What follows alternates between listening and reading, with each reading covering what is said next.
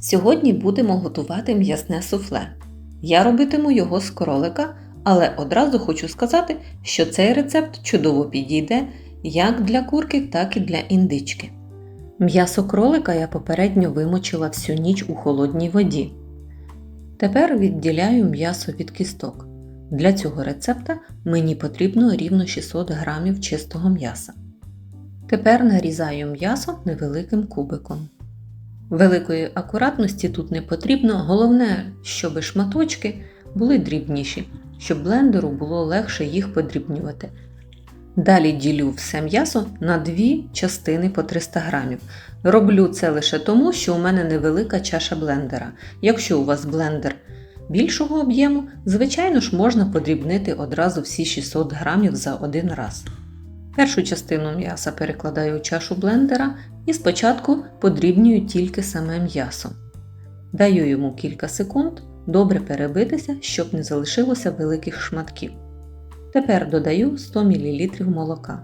У мене молоко жирністю 2%. Продовжую збивати масу ще кілька хвилин. Нам потрібно не просто зробити фарш, а отримати дуже ніжну м'яку емульсію. Поступово ви бачите, як м'ясо повністю поглинає молоко, а сама маса стає гладенькою, однорідною і дуже схожою на густу пасту. Саме така консистенція і потрібна для ідеального суфле.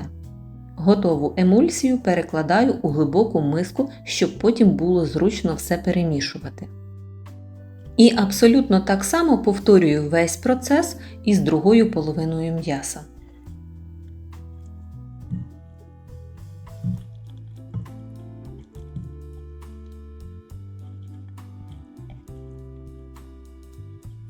Далі мені знадобляться 2 яйця. Відокремлюю білки від жовтків, жовтки одразу додаю до м'ясної емульсії. До речі, якщо ви хочете зробити суфле ще більш дієтичним, можна використовувати лише один жовток або взагалі їх не додавати. Далі, що стосується спецій.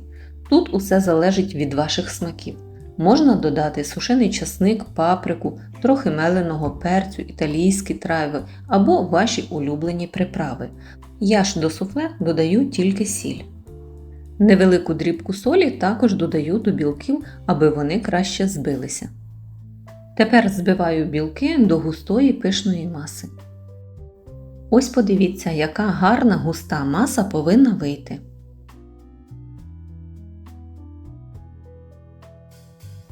Тепер перемішую м'ясну емульсію разом із жовтками до повної однорідності.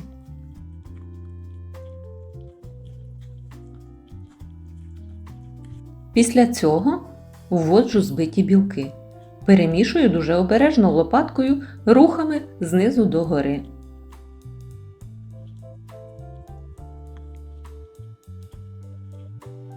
Коли вся маса стала однорідною, можна перекладати її у форму. У мене форма розміром 11 на 19 см і висотою 7 см. Форму добре змащую вершковим маслом, щоб готове суфле легко відокремилося від стінок. Перекладаю всю м'ясну масу у форму і акуратно розрівнюю верх лопаткою. Відправляю форму у духовку, яка вже розігріта до 190 градусів Цельсію.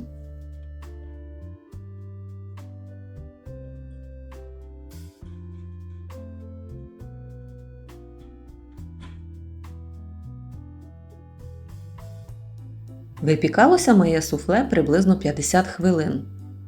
Але час може трохи відрізнятися, залежно від особливостей вашої духовки.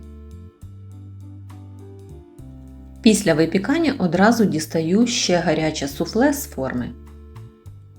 Ну і тепер найприємніший момент – можна нарізати.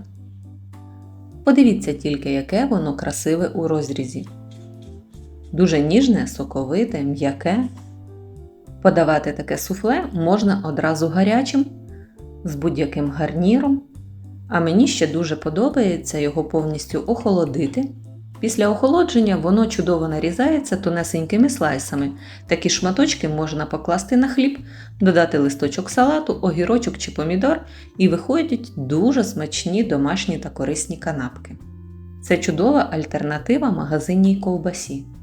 Особливо, якщо ви готуєте для дітей або просто намагаєтеся харчуватися більш натуральними продуктами.